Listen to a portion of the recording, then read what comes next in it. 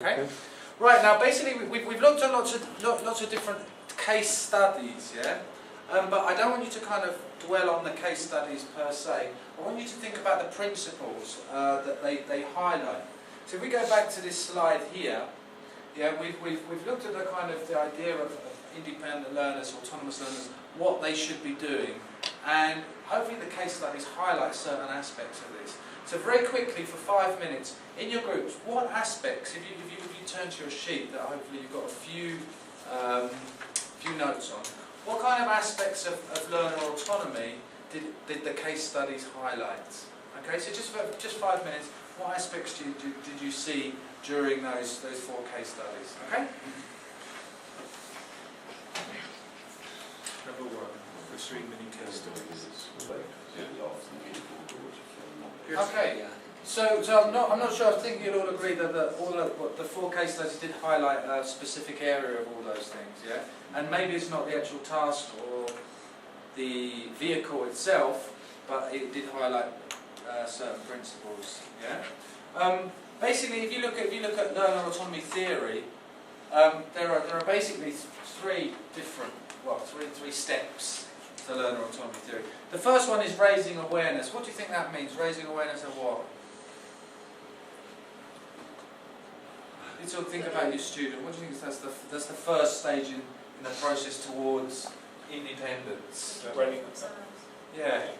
Raising awareness of the need to be independent and how they could be independent, I suppose. Yeah. Yeah, so but what kind of activities do we use for raising awareness of their roles? Maybe in the 4 case studies you saw, or some other ways. How can you raise awareness of students' role in the learning process? Questionnaires, I suppose. The questionnaire. The idea of goal setting. Yeah, so identifying what their needs are and setting goals in order to achieve them. Yeah. Raising awareness, you could raise awareness of strategies, different strategies, recording vocabulary, using dictionaries, that kind of stuff. Guessing meaning from context. We move over here to transferring roles, and I think the one key point is that this is the most difficult part. Jenny said something interesting, Andre said something quite interesting about how difficult this was, this transferring roles. What do we mean by that? Yeah, making them take responsibility rather than having everything be the teacher's responsibility. Yeah. And that's quite a difficult process, isn't it? Also, one of the things, like, for example, I know certainly when you're doing a lesson on vocabulary recording, maybe during that 2 hours that you do the lesson, you feel that it's not the best spent 2 hours. Maybe the students don't really see the value. But the idea is that it kind of has an exponential effect. That if you just do one lesson in a course on vocabulary learning, even though that 2 hours you might think, oh no, they prefer to do a bit of speaking or a bit of listening. The idea is if you continue in that process, you can continue reminding them that lesson will be worth 3 or 4 normal lessons. Yeah? So if you do those kind of strategy lessons that sometimes teachers shy away from because they feel that students don't benefit from them. But I think it's really important to kind of do those lessons, but also to follow up. Yeah? Vocabulary recording, guessing from context.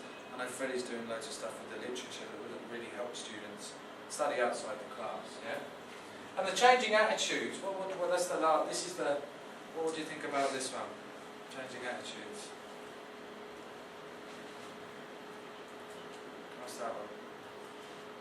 Giving them enough information and strategies and sources of support that they think that they can do it rather than that they don't have time. Well, the example you gave, Jenny, as well, students see others doing things differently, they want to change. Yeah. So basically this is kind of like a process that's quite difficult, but something that hopefully we can be fostering. The next thing we want to do is let's look at our learners. Let's go back to our learners, because at this part of the lesson, at this part of the session, what we're going to do is we're going to think about our learners and think about what we can do as teachers, how we can kind of think about our projects. But I think we need to start from this point. And remember we looked at Colombian learners, and we said we basically made a point that you can generalise, obviously there are exceptions, but very quickly, can you review some of the things that we said about Colombian learners? What characteristics do you think that they have? 3. So I think this is what I like to do. Thinking about your students, the students that you have, I'm just going to give you, me and Andre have assembled a little menu of different ideas that might kind of help you focus your projects. Okay, so some of the ways you can help students be more independent. And what I like to do, thinking about your learners, jot down anything you might think, oh, I want to try that, I want to experiment with that, that might work for me. Okay. Project tasks, which encourage students to use English. Yeah, so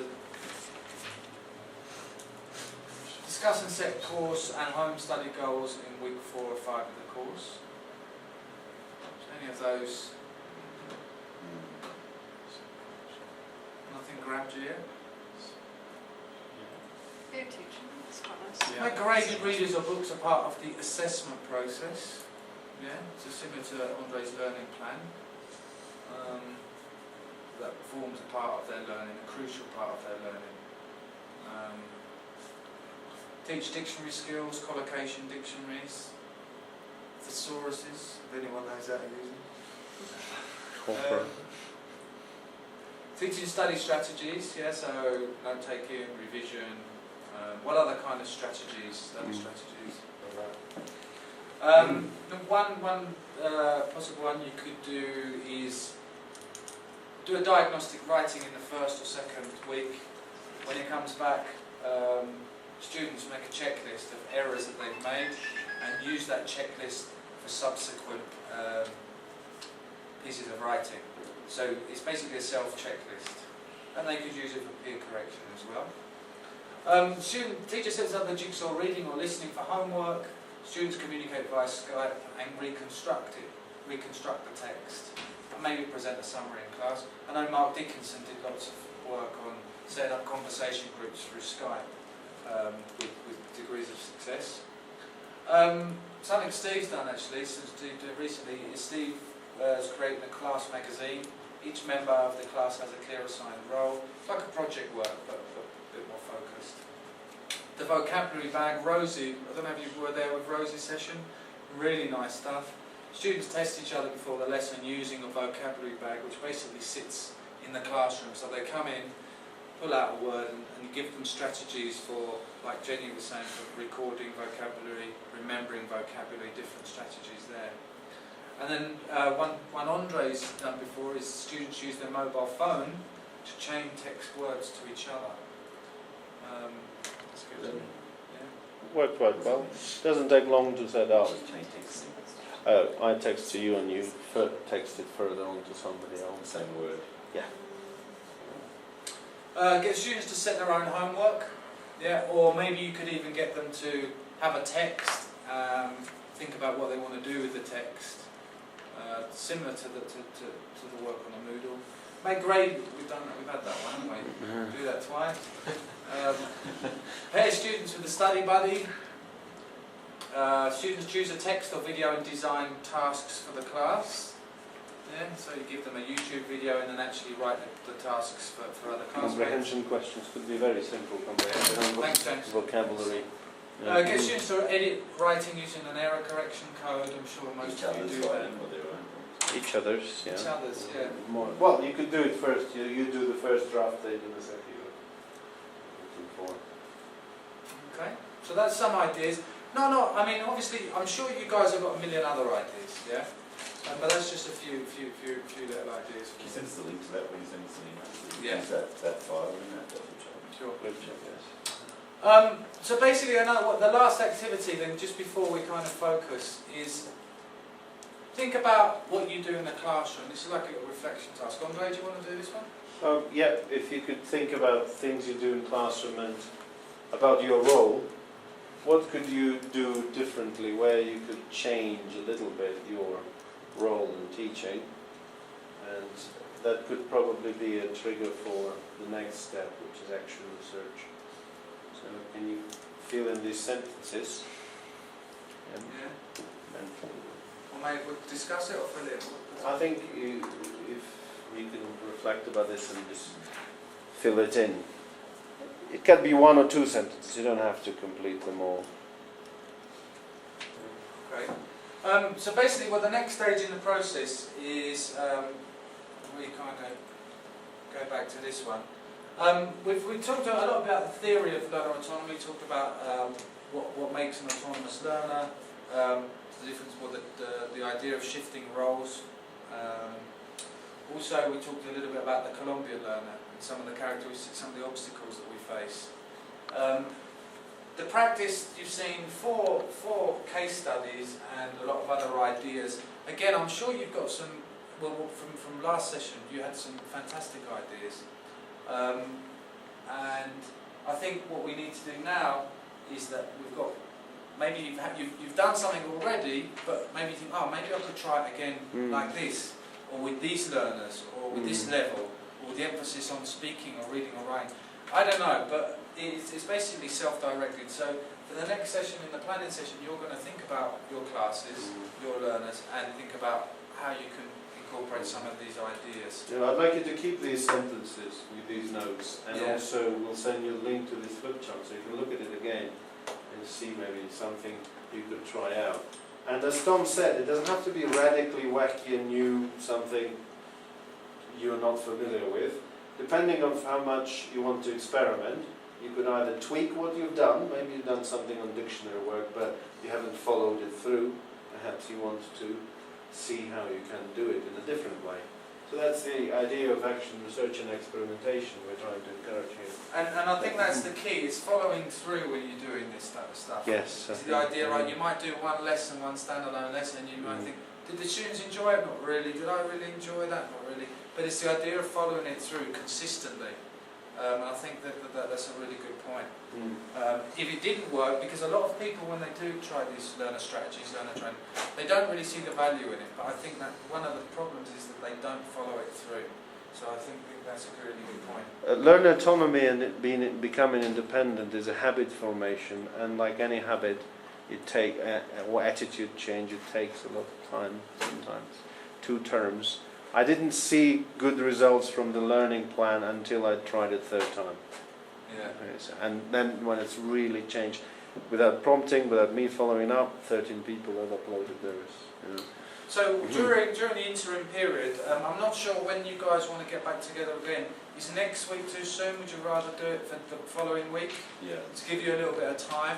So maybe in 2 weeks I'll send out an invitation, but in the meantime thinking about who you're going to do it with, what you're going to do, how you're going to do it, why have you chosen this, some of the challenges you might face, and what kind of outcome, what are your hopes for the project? In the next session, just to give a little heads up about the next session, is we're going to formalize it and put it as part of your learning plan.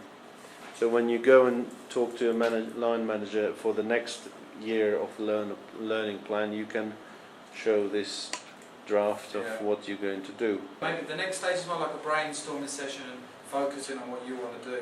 Is it individual research or group? It's up to you. I mean, again, I find collaborative research probably the best, because I think sometimes these kind of projects, it is better to have like a sounding board, and you get ideas from other people, and then you shoot off in other directions. I would say collaboratively, but it's your project, and you'll see that, you know, when we actually present the competencies this kind of stuff develops, they're all really, really high competencies. So it ticks those boxes as well. It's not doing research for the sake of research, although you might be intrinsically motivated, but there's also those benefits as well of developing those teaching competencies. Another reason to do it collaboratively is if you want to teamwork at level 3, that requires you to have formed a team to accomplish something. Yeah. Okay. All right, guys. Well, thank you very much, and see you. We'll decide on, me and Andrea will decide when